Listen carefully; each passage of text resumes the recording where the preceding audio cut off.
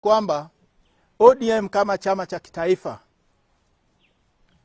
mwaka jana ilifanya chaguzi katika polling stations 39,000 kote nchini, na vile vile jana tulifanya chaguzi katika wadi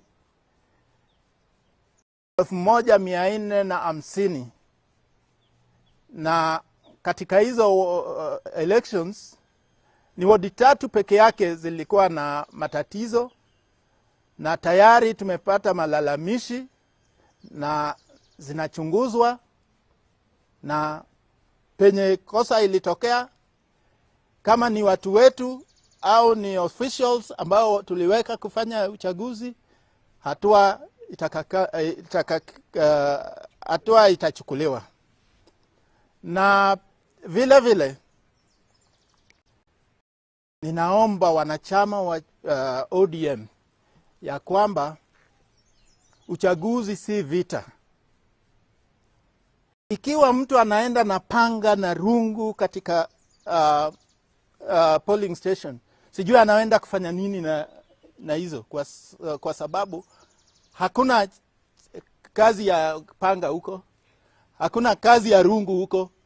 Hapo ni kazi tu ya kura. Ni jambo la kusikitisha ya kwamba unapata mtu anaua mwenzake.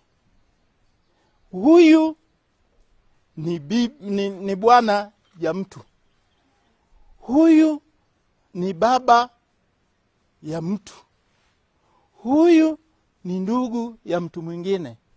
Sasa wakati unachukua maisha yake, wewe kama binadamu unafikiriaje? Na watu wenye wanafanya haya mambo ni watu ambao wanajiita viongozi, wengine wamechaguliwa. Ni jambo la kusikitiza sana. Asante.